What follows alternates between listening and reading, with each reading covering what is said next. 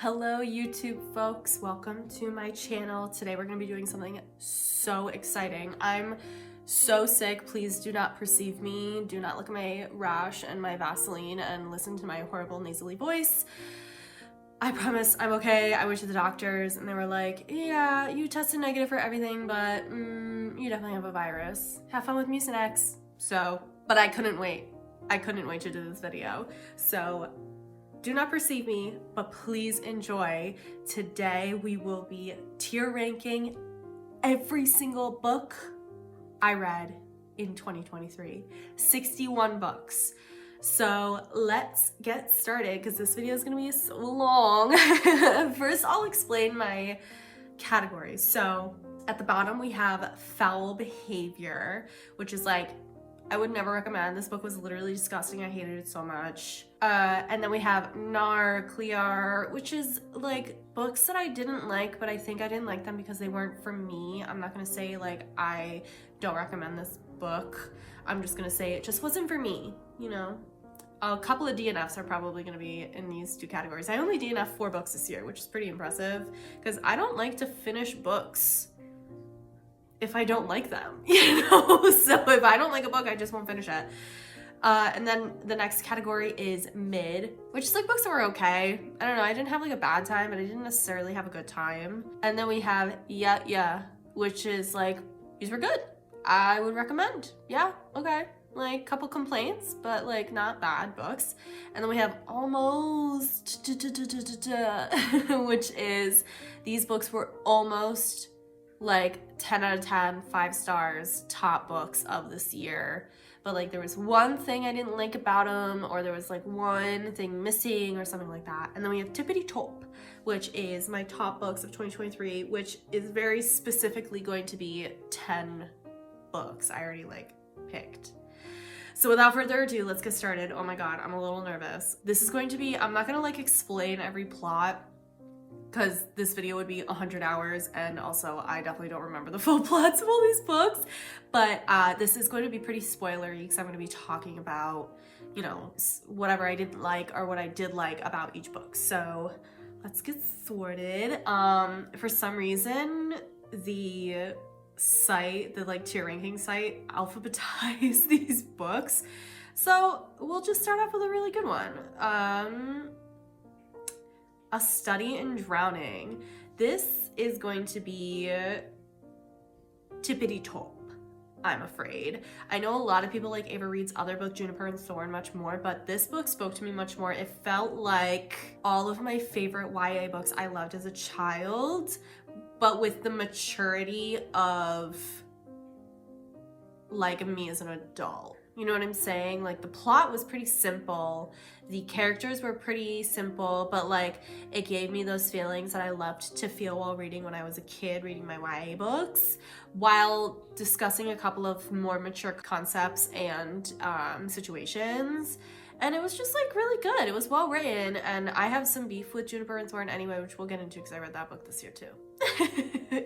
Next up, we have American Like Me, the America Ferrera book. It's like a collection of short stories from different celebrities. I think I'm gonna put this in mid, and the reason why is just because it was a little boring how it was just a bunch of like short stories. I mean, it was really beautiful because it's like children of immigrants and like BIPOC people and actors specifically discussing their experiences and like how they stay hopeful and whatever. But I wanted it to be more like a memoir, and it just wasn't. You know what I'm saying? Next up we have Anatomy. The second book will also be in this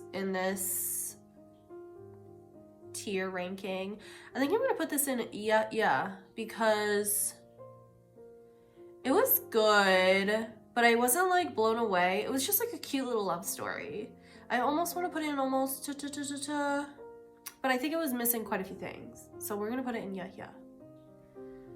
Next we have Ariadne. God, I don't even know.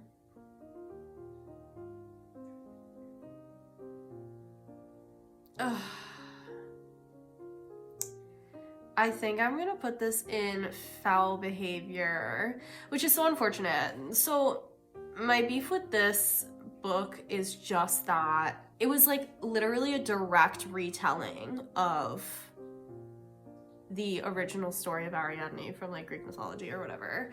And I was just like, I wanted more, you know? I was a little bored.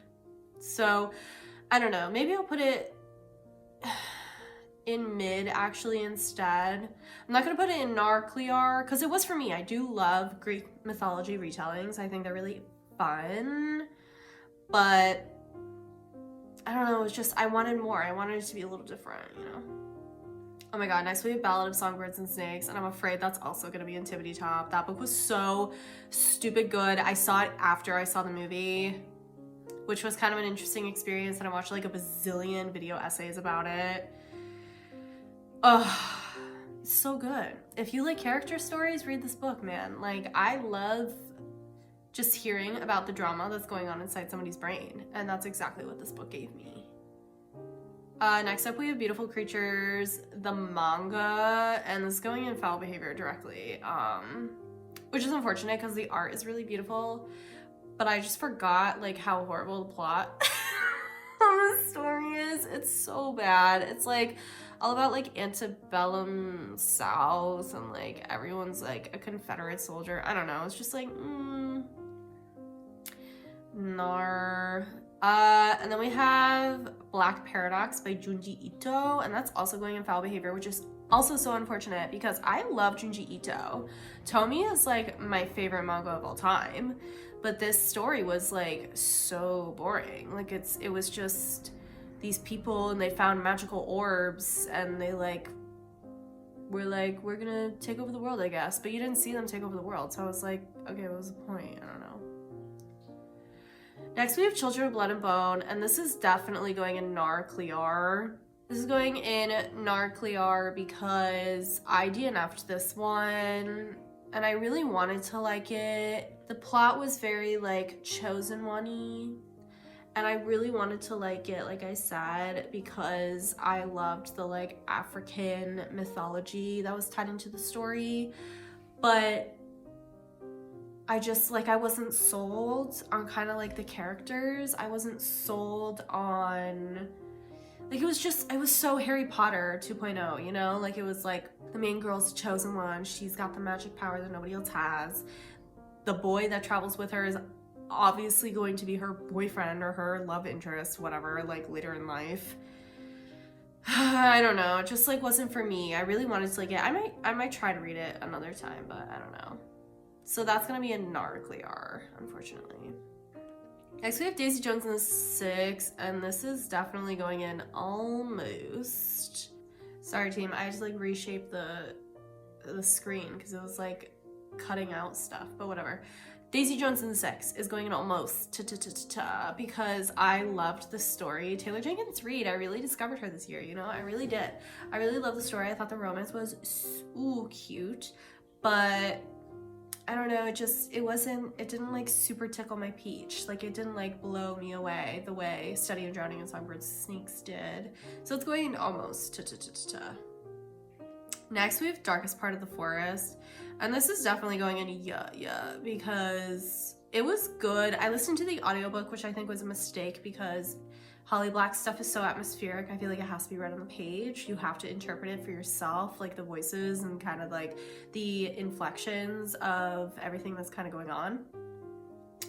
But it was good. Like, it was good. It wasn't my favorite Holly Black. I've definitely read better, like The Cruel Prince and Coldest Girl in Cold Town, but it was good. That's kind of all I have to say. Next up, we have Diary of Blood. Oh my god. I think I'm gonna put it in mid. And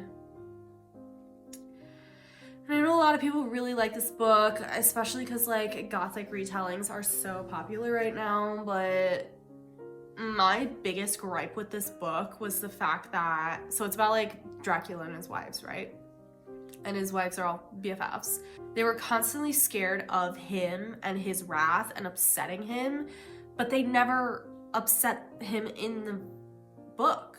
Like, you never saw him at his worst. You just heard it through like, not even like secondhand stories. It was just like through their anxiety of making him upset. So I was never scared of him and for them. Like it was never high stakes enough for me. And I was so disappointed because the characters were incredible. The world was really great. The writing was really atmospheric, but I was like, I want to see Dracula be mean. Like prove to me why they're so scared of him if that's a central part of this whole plot. So it's going in mid. I'm sorry, ladies. It's going in mid. Firekeeper's Daughter. Oh my god. Yeah, Tippity Top. I loved this book, and I remember it wasn't recommended to me or anything like that. Like it wasn't, I just like picked it to, I think, to listen to the audiobook on a train ride, and it blew my freaking socks off. This book is so good. It's about a girl who lives on a reservation in like, I don't know, North Dakota or Michigan or something like that. And just kind of her navigating her culture, navigating like the laws around reservations and Native American people, and like her just like kind of coming to age and becoming who she really wants to be and deciding what she really wants in this world. And it was just incredible. And I think the reason why I liked it so much is because it surprised me like so much. I just wanted something good to listen to, and it seemed interesting, but it was so good. And I know it was like a top selection or whatever a few years ago. So Tippity Top, that's 3. Wow, that's a lot of them in Tippity Top so far. There's only gonna be 10. Oh my god, we have so many books, guys. Look at all these books. Ah! Okay. Belladonna, Foul Behavior. If you want to know why, go watch my video ranting about Belladonna. Horrible book. It was just not good. Ugh, water break, guys. I'm so sick. I hope my voice isn't too annoying. Fourth Wing. I'm so sorry, guys. This was another DNF for me. I got to 50% and I had to like throw the book in the trash, metaphorically. I know this book is super hyped. I know it's like everyone loves it, but I could not stand the writing. The world was interesting. It had a lot of potential. Dragons are cool. Military school is cool. Girl with physical disabilities, cool. Like I was here for a lot of kind of what it had going on, but it was so bad. The writing was so bad. Like, why was she like, he's so hot, extremely hot, unequivocally hot? Like, nobody thinks like that. Nobody talks like that unless you're like 12 and she's supposed to be like 18 or something. No, it was just bad. I didn't like it. And the like other guy that was supposed to be in the like love triangle, I thought was like such a nuisance. Like if a man ever talked to me like that, I would be like, no. Sorry, team. I might make a video kind of going more in depth in the reasons why I have gripes with Fourth Wing. Because, like I said, I really wanted to like it. Like, nothing feels better than being in a super hyped fandom, but it wasn't for me. It was bad. The writing was bad. Alright, next we have Shirley Jackson's The Haunting of Hill House, because I watched the series and I loved it. But it wasn't for me. It's a nar clear because I just didn't understand. Like, it wasn't scary until like the last 15 pages. Fortunately, it's short, so like if you struggle with sort of like classic horror, you won't struggle for long. But it was okay. It just wasn't for me. It's an nar clear. All right, next we have Hellbent, the second book. I read both books this year, and this is definitely going in almost because I loved both Ninth House and Hellbent so much. I mean, y'all know how I feel about Leigh Bardugo. She just like, she has my heart, y'all. She has my heart. But this book is like, both these books are so dense and complex in like a beautiful and delicious way that I felt like I had to like read large chunks and then take large breaks. You know what I'm saying? Like, I couldn't sit and read it like little pieces. I couldn't like just fall back into the world. Like it was like I had to dedicate whole evenings to reading these books, like 3 or 4 evenings to reading these books. And I don't know, it just like that was my gripe. It was almost, Ninth House was almost a tippity top. Hellbent as well, just like as a series, right? Was almost tippity top because I couldn't eat it up the way I like to eat up books. It's an almost How the King of Elf Fame Learned to Hit Stories. This will go in too. It was good. I mean, it's just like a collection of short stories, so it's kind of hard to put it up in tippity top, but it was cute. I liked it. I think it was the first book I read this year because I read The Cruel Prince like right at the end of 2022. So I keep saying this year. 2023 was last year, y'all. How to Sell a Haunted House. This is also going in almost because Grady Hendrix writes really good stories. Grady Hendrix communicates horror so incredibly and skillfully, but his books are just a little too long. They're just a little too long. And it's not like it's so long that I felt like things needed to be cut. I felt like everything that happened was really important to the plot and really interesting, but it's like, it's just too long. Like, I almost wanted it to be a duology. So that's How to Sell a Haunted House. Next we have I'm Glad My Mom Died. This is also going in I really liked this book. Until I get, TMI or anything, but I also, my mom passed a few years ago and I had a rough relationship with her, and I think because of that situation, I wanted to read my story through Jeanette's story, and I was disappointed when things were different and when she reacted differently than I would have because it was so close to home, you know what I'm saying? So it just, like, I was a little disappointed at the end. Maybe because I wanted to like close the book on my own trauma or whatever, but obviously I haven't written that book. So that's going in Next we have Immortality. And I'll pop it right next to Anatomy because it was also Oh, hold on. Okay, there we go. It was also good. It was good. It was much vibier, much less plot. Definitely like for people who are like academics and scholars and literary folks, because there's a lot of callbacks to like historic icons. It was cute. I don't know, no complaints. Iron Widow, oh my god, this is going in almost This book is just so good, and I love how like angry and mean the main girl is. I just love it. I'm so excited to read the second book. That is like very high on my TBR for this year. But it was just, I don't know, it wasn't like the perfect meal in a book for me. It's been so long since I read the books, I honestly don't even remember, but I know it's not like a tippity top. So it will sit in almost Juniper and Thorn, ugh. I think I want to put it in Narclear because I know people like it so much more than A Study in Drowning, but here's the thing, and this is so dumb. I feel like this is a really silly reason to not like a book, but I didn't like it because Ava Reed used so many metaphors.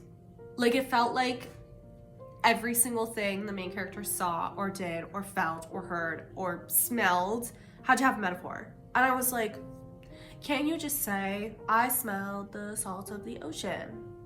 Instead of being like, the salt of the ocean smelled like the tears of the nights. You know what I'm saying? Like, it was just too much. Water break, team. Oh my god. Talking is hurting. We still have so many books. Ugh. I'm trading off between tea and water. We're gonna make it, guys. We're gonna make it. Continue to not perceive me, please. And yes, there's marshmallow in my Earl Grey tea. I don't know what to tell you. Anyway, Juniper and Thorn, too many metaphors. It just wasn't for me. I like the plot. I thought it was cute. Kindred is also gonna go in Narclear. Oh my god, look how many books we still have. I don't know, like, I understand it's like historical influence on literature as like a very early, but because of the things that the main character was going through, I wanted to read more about how she was feeling on the inside. It felt very like plot heavy, And I wanted, like you can't sit here and tell me that becoming a slave for a few months at a time wouldn't take some sort of emotional toll on a black woman living in like the 80s or 90s or whatever. You know what I'm saying? Like I wanted to hear about her emotion, and instead we just saw plot, and that wasn't enough for me. Last Tale of the Flower Bride. Y'all know, I've talked about it so many times. It's going in Tippity Top. Tippity Top. It was so good. So good. I still am not convinced whether magic is real or not in this story. I'm not. I don't believe you. And that is so exciting. That I'm like still questioning. I'm still thinking about whether or not magic was real. It's incredible. Latina Darkest is also going in Narclear. I know, again, it's like another iconic sci-fi book written by a woman, all that good stuff, but I don't know, like, I loved the philosophy behind a world without gender and sex. I loved how they perceived people who like humans, like on our planet, that have genitals and have a sex permanently assigned to them, right, quote unquote, in this world, being perceived as like foul and disgusting. I thought that was really interesting, and I wanted to hear more about that. But like the plot was boring. You know what I'm saying? It was just boring. Sci-fi just, it like is really hit or miss for me. I really need like a lot of character in order to enjoy sci-fi, because fictitious politics is like not really for me. Like if I'm gonna read about politics, I'm gonna read about like real politics, you know what I'm saying? So if it's fictitious, it's just like not, I don't love it as much.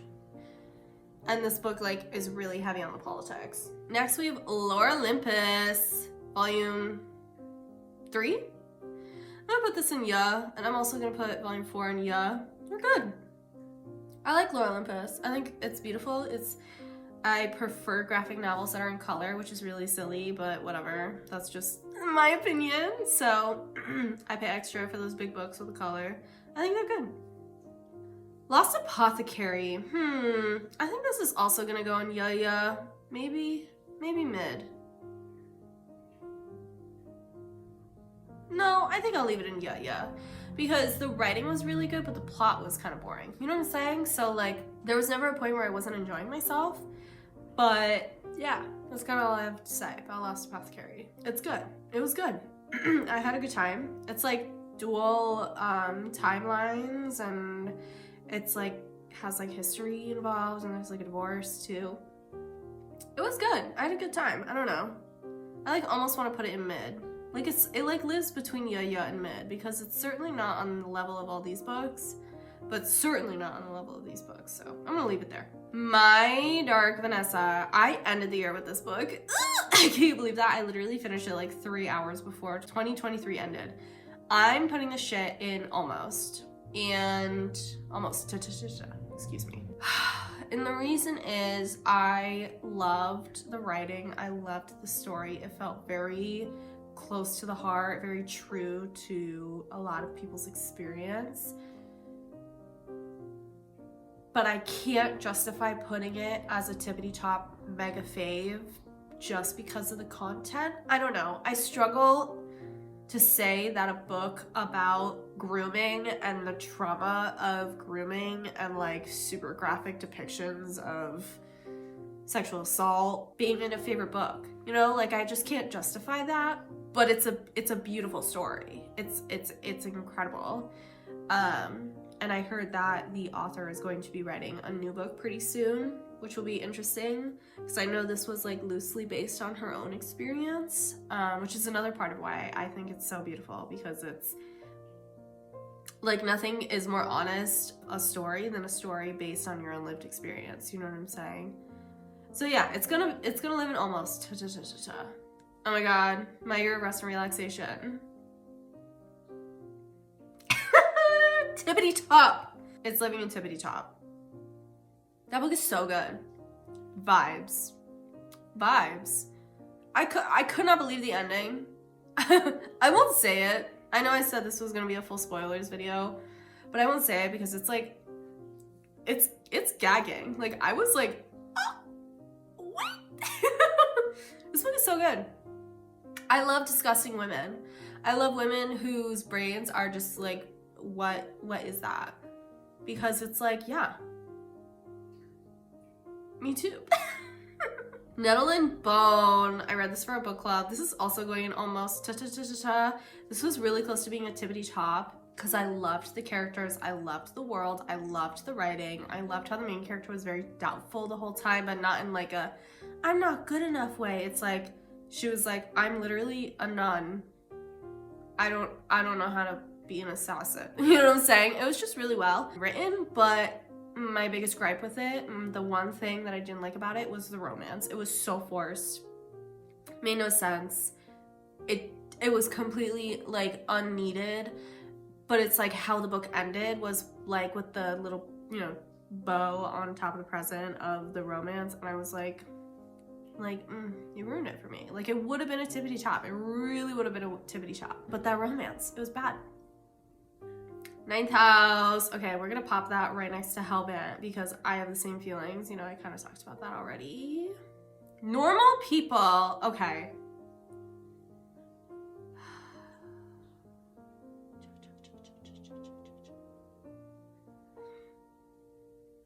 I think I'm gonna put it in mid.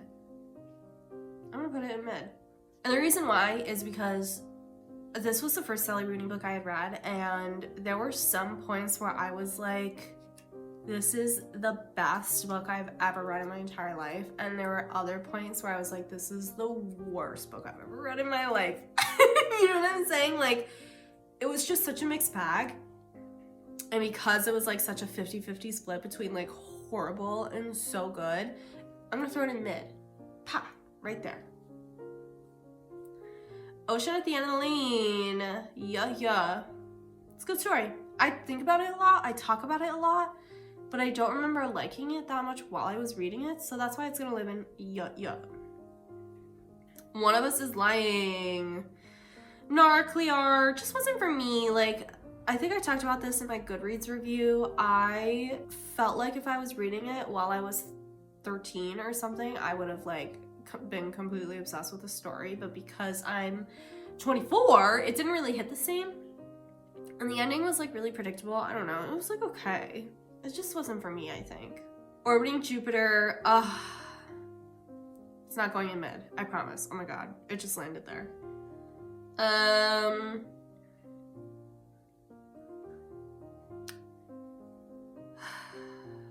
I'm between almost ta-ta-ta and yeah. I think I'm gonna put it in yeah.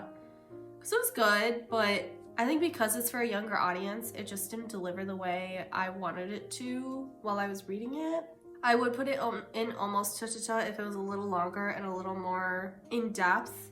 But that's part of why I liked it so much, is because it's like in the perspective of a child. So you never get more than what a child would perceive. And I thought that was so interesting and so good. So I'm gonna leave it in yeah. I'm gonna leave it there for now. Oh my god, we still have so many books to go. What is it, like 25? Oh, guys! Okay. Pageboy. Tippity top. So good. I love when memoirs are told in like non-chronological, like almost short stories, which is so funny because I was just complaining about the short stories in American Like Me. But I think because it's one person, it's one lived experience, you get like a full picture from the little chunks, the little narrative chunks. And Elliot Page's life story is like so crazy. Like these celebrities, like I don't even know, but he is incredible, and that memoir was incredible. And I think it's the only nonfiction in my Tippity Top section this year, but it was really good. I really liked it. Red, White, and Royal Blue. Also a Tippity Top. Why do things keep popping up on the top? Can you chill? So good. I said this in a previous video. I refuse to believe it's a romance book. This is a political comedy with a really good romance in it. It was so funny. I was laughing out loud like an absolute lunatic, and it's just so good. It's so good. The TV series was cute too. I didn't hate it. There were some parts of it they like got rid of a whole character, and I was kind of like, I don't like that, but I think they just did that to like simplify the plot a little. It was so good. Loved it. Ruin and Rising. So here's the thing. What is that pop-up? Chill. The whole Shadow and Bone series is gonna be in my Tippity top. And I'm counting it as one because it's like one trilogy, you know? So technically I guess there's 12 books, whatever, but it's one unit. I can't believe I haven't read the series before. It is so up my alley. It is like the perfect YA trilogy story. Lee Bardugo, like y'all know how much I love her. So just so good. So good. So as those books continue coming, I'll just throw them up there. Oh my god, Seating Arrangements, Foul Behavior. Finally a book I didn't like. Oh my god, I feel like I've only talked about books I did like, but Seating Arrangements was for like my local library book club, and I was so excited to join. It was the first book that I was gonna read before I joined the local library book club. And it's basically Mamma Mia, but like cynical and like trashy. And the main guy is like this dad, and his daughter's getting married, and he's like sexually obsessed with her best friend. It's just disgusting. I don't want to read about that. Like, he's like, her hand brushed mine, and he like thinks about it all night and doesn't sleep. I don't even think I got through one chapter because I was like, I'm not listening to this man's perspective. I don't want to hear about how he's over-sexualizing this like mid-20s woman. I think he says she's like fresh out of college, so she's like 22, and he's her best friend's dad. Foul. Not for me. I guess maybe narcly are, but I'm gonna put it in foul behavior. Seven Husbands is a yaya. Oh, they're getting so big. Look at it. It's a yaya. I didn't like it as much as Daisy Jones and the Six, Taylor Jenkins Reid other book. The romance in it is good. Queer representation is always a slay. But yeah, it was just good. It was just a good story. Very glamorous. Maybe that's why it's not an almost ta-ta-ta, because it's like very much about like celebrity life. I will say though, oh my god, I just spilled tea all over myself. I will say though, I love a woman who manipulates the system to get what she wants. I thought that was such a good part of the main character's personality, and it definitely has like an effect on the other people around her other than the people she's trying to manipulate. And I think that depiction is really exquisite and exciting. But it's gonna live in Yaya. Shadow and Bone, okay, it's gonna go up with your friend. Ruin and Rising. Oh my god, those ads, get out of here. Siege and Storm is coming, I'm sure. Oh, wow, it's right there. Ooh, we're a little glitchy. A little glitch. There we go. Oh. There we go. The Silent Patient. Oh my god. Alex McLeod's. Love, love, love. I'm gonna put this in almost ta-ta-ta.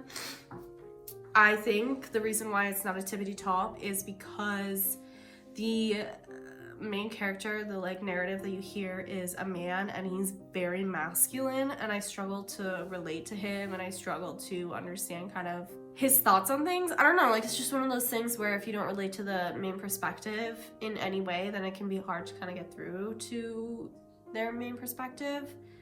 So it's gonna go in almost ta-ta-ta. That plot twist at the end, I was so gagged. I feel like it's almost predictable, but somehow I didn't predict it.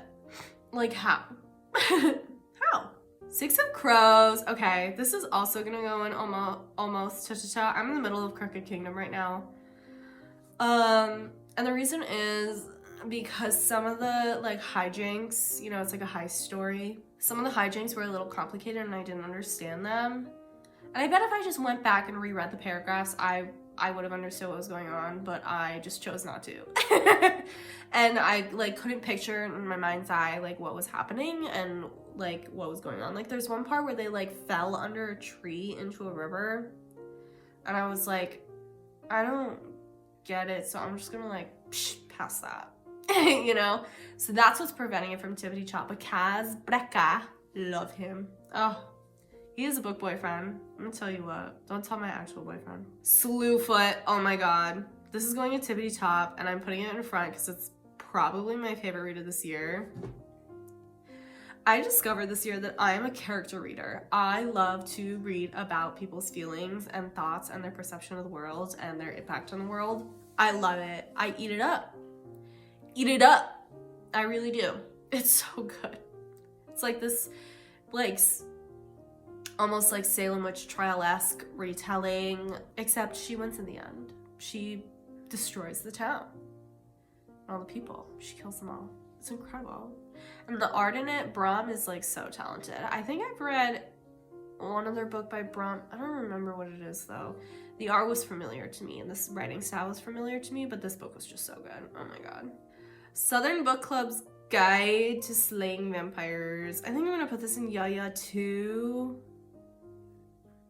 I struggled with, I don't know, Grady Hendrix tried to take like almost a feminist perspective in this book because he's a man and potentially not like a feminism scholar. It was a little awkward. It was a little nonsensical, especially like as a woman, right, who like is a feminist, and I've experienced misogyny plenty in my life. I was kind of like, it wouldn't happen that way. Or I was like, why? I don't know, but it was, I don't know, it was just a little strange sometimes because it's like the women of the town are put down because they're women. It was yeah. I had a good time. It was also a little long. There was like a whole chunk that I was like, okay. Oh my god, still an error. This is going in almost cha-cha-cha. And the reason is because I don't really remember the plot. All I remember is I love the main character because she's like this evil little critter, right? We obviously know that I love messed up women. I love them. Deranged, flawed women. I love them. So Solidar's going there. I'm excited for the second book to come out this year, for sure. Stranger in a Familiar Place, I'm gonna put it mid. So I have a coworker at my job who wrote this book, and I read it just like to support her. And it was her debut book. I think she self-published, so I'm just gonna put it in mid as like, I'm not gonna publicly express my like personal opinions just because I know the author intimately, and I feel like that's a little unprofessional, so it's gonna live there. I don't actually think it's mid, but I'm putting it in the middle ground. Tattooist of Auschwitz. I'm gonna put this in Narclear. And the reason why is, again, I struggle to enjoy something so graphic and foul, and it felt, I don't know, the writing was good and the plot was really good. I will say that. The author did a good job telling this story. I think the framework of a love story happening in the middle of Auschwitz amongst Jews during Nazi Germany is a little strange. I don't even know why I picked up this book, to be honest with you. It was just a little weird, a little uncomfy to read. Like, she would be like, oh my god, you found me. And I would be like, I don't know. Like I guess I'm not a Jewish person, so I'm not gonna sit here and be like, this book is wrong. It's telling the wrong kind of story, because obviously a beautiful story about finding love in the middle of this really horrible part of history is like a really beautiful way to depict this part of history. Obviously it's fiction, right? So like, who knows if anything like this actually happened. But I don't know, I felt a little icky reading it. I felt a little strange. So I'm gonna put it in Narclear because it wasn't for me. I don't think. Oh my god, okay. We're getting close. Tender as the Flesh, Foul Behavior. This book made me so angry. I actually finished this one. I think I only finished it because it was so short. If it wasn't so short, I don't think I would have finished it. I would have DNF'd it. The reason why I hate it is because, like, the whole plot is that there's a disease killing animals, so now humans breed humans and eat them, and this guy works at a human factory, and like most of what they eat is women because women are submissive, and he kidnaps one of the women. The narration of the story makes you think that he's gonna like fall in love with her and save her and take her away from this horrible society, and he ends up using her the same as the factory does, the same as society does. He impregnates her. Obviously she couldn't consent because she like doesn't have a tongue, she can't talk. I don't even think she has like arms or anything. I don't know, because they like cut the arms and legs. It's the concept could be interesting, it could tell a really good story, but in the end the man just continued to use the woman, even though he was the main character and he was like being depicted as a hero. It made me so angry. I did not like this book. It was bad. It's foul behavior. It communicates a... How do I want to say this? It communicates a perspective that I don't agree with and that I didn't like. And it just... Not that I like needed a happy ending. Like, I'm not going to sit here and be like, it should have ended with he kills the factory and everyone's saved, all the people being bred to be eaten. Like, obviously I'm not saying that. But the fact that he's depicted as like her savior and then he ends up like locking her in the garage and leaving her there after she gives birth and stealing her baby and raising the baby with her, like, his infertile wife. It was just, I just didn't like it. It made me angry. I didn't like it. Foul behavior. The bell jar. I'm gonna put this in yeah, I think. Almost mid. There were a couple moments that I just didn't like it. I enjoyed the fact that I was continuously going back and forth between liking the main character and not liking the main character. I thought that was like really fun interaction with the book. But there were just, I don't know, there was a couple moments where I was like, why is this happening? What's going on? I feel like that always happens with me with like classics. Like, I like it, but there are parts of it that I'm like, why? And probably because I didn't live during this time. That's probably why, Stephanie. Oh my god, the bone houses. I think this is gonna go in almost ta-ta-ta. Because this was one of those, like, brings me back to my favorite, like, YA literature when I was a kid. Very simple plot, very simple world. Not simple in, like, its creation, but simple in its delivery. Cute romance. It was good. It was good. I really liked it. I think the reason why it's not tippity chop is because, I don't know, it's just like missing that sparkle, you know, like it was missing. I like wanted to go a little farther, I think, with, because, you know, it's about like people come back from the dead, so it's like they're more like skeletons than they are zombies, a little more mythical than like grotesque monsters, which is cool, but I don't know, I wanted to just go a little farther, I think. Oh my god, look at this chart, y'all. It looks fabulous. The Maidens, oh my god, okay. Da da da da da da. Tippity top. Love this story. The ending, I was screaming, crying, throwing up, absolutely gagged. Alex McGlade's amazing author. Also wrote Silent Patient here.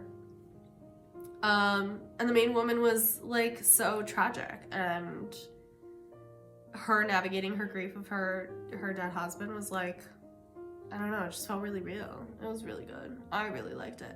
It kind of reminded me of like Sharp Objects, you know, like or Gone Girl, like kind of like that, but like less problematic. I think I'll say. All right, we're down to the wire, y'all. Okay, we got some Avatar graphic novels. I'm just gonna throw them in They're good. It was good. It was good. This is How You Lose a Time War. Oh man. I think I'm gonna put this in almost ta-ta-ta. I feel like I have too much in almost ta-ta-ta. But these all make sense to me. So I'm gonna leave it. This was so good. I was really surprised by this story. It's definitely good if you really like fantasy or fiction and you struggle with sci-fi. It's a good intro because it's not too heavy on the sci-fi. It's a romance, y'all. You know, it's a romance. This is a love story. It's so good. I think the reason why it's not tippity chop is because it's sci-fi. Is that horrible to say? Yeah. And I also I don't know, the ending was a little fast for me. I wanted it to be drawn out, I think. To Kill a Kingdom. Yeah, it was good. It was good. Kind of makes me feel how Studying and Drowning makes me feel, but not as interesting of a world and people. And And I was not super convinced because the whole thing is like the main girl is like this evil mermaid, right? It's like an Ariel the Little Mermaid retelling. I wasn't super convinced that her conviction made sense. I wasn't super convinced of her like perspective change. I don't know, like I felt like it needed to be proven a little more to me whenever like personalities kind of adjusted to new lived experiences. Oh my god, uprooted. I think this is also gonna be an almost ta-ta-ta-ta-ta. I really liked this book a lot, especially the second half. That first half was a little slow. It was a little slow. I don't know, maybe I'm being too harsh. I think this almost was the tippity top at one point, but I don't know. And also like age gap romance is like so not for me. Even if they're both like grown adults, it's like so not for me. So it's gonna live in almost ta-ta-ta because the world is incredible. The main character is incredible. The ending is so freaking sweet. It's so good. Women Don't Owe You Pretty. This is going in yeah. I love Florence Given. I really look forward to like her later works that I know she's working on. I follow her on Instagram and I really treasure her as like a feminist scholar and like social commentator. I really like Florence Given. But this book, I mean, my degree is in gender and sexuality studies, so I have a pretty strong understanding of like feminism and intersectionality within social justice. So, and this book was very like introductory. It was very like, this is the first book you should read when you are getting into feminism and that kind of stuff. So like I didn't learn anything, but I had a good time reading it. So it's gonna live in ya. It's gonna live there. Breeding Sweetgrass. This is also gonna go in ya. Damn, there's a lot in ya. There's also a lot in almost though. This one was really good. It was just a little long. I really liked the short story telling again, like just like Pageboy. I really liked how like it was like non-chronological and you heard from many different chunks of this woman's life and like the constant discussions of like nature and natural depictions and like humans involved in nature and versus nature. What is this pop-up? Get out of my face. It was really good. Again, it was a little long though. It was a little long. There were a couple chunks that I was like, we get it. So it's gonna live in ya. All right, guys. Oh my god, that's it. Let's kind of do a little recap. So we got some foul behavior. These books are just bad. I would never recommend them. I never want to think about them again. But unfortunately, I'm probably going to continue thinking about them. Narcly are books that just weren't for me. Some of them I wish were for me though, like Kindred and Juniper and Thorn. Like I wish I enjoyed those more, but I just don't think the audience was me, you know? Mid, wow, it's actually pretty small. 4 books plus my coworker's book. They were like okay. I don't know. I didn't like have a good time reading them. I didn't have a bad time reading them. So, yeah. That's a big chunk. That's well, like 1, 2, 3, 4, 5, 6, 10, 18 books. We're good. I would recommend them. They were my favorite. They weren't even like almost my favorite, but they were good. Lots of good stuff in here. And then almost I know I'm really generous with my 5 stars, and I think actually all of these are 5 stars. This might actually be a 4-star. But it's one, you know, some 4 stars like are the kinds of books that you can't stop thinking about. So like they feel like a 5-star in your brain, but like upon reflection, they're definitely a 4-star. That's definitely that book. But these books in general, so good. And then my tippity top, my top 10 books: Slewfoot, Study in Drowning, Ballad Song Birds and Snakes, Firekeeper's Daughter, Last Tale of the Flower Bride, Year of Rest and Relaxation, Pageboy, Red, White, and Blue, The Maidens, and the Shadow and Bone series. The next week's video is going to be a deep dive into my top 10 books. So get ready for that. But yeah, here we go. Here's kind of the full, oh my god. Ooh, not the ads. The full layout of my all 61 books I read in 2023. I hope you guys enjoyed this video. It was kind of like complicated to make, kind of all over the place. I'm so sorry I sound like garbage. Hopefully next week I won't be sick anymore. Hopefully the Mucinex will solve every issue I've ever experienced in my life. Yeah. Thanks for watching. Have a great rest of your day. And I hope 2024 we read even better books, even more almost ta-ta-ta-ta-tas and ya-yas. Bye-bye.